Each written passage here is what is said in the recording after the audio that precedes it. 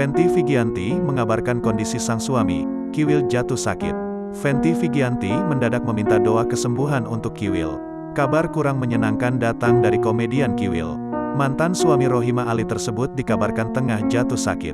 Hal itu diketahui Tribun News melalui unggahan istri Kiwil, Fenty Vigianti, Senin tanggal 16 Mei tahun 2022. Melalui unggahan akun Instagram pribadinya, @fenty._83real, ia membagikan potret terbaru sang komedian.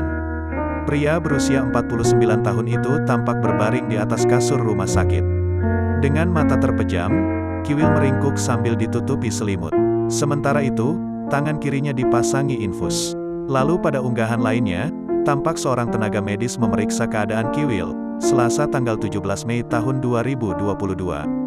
Pemilik nama lengkap Wildan Delta tersebut sudah terjaga dan dalam kondisi duduk.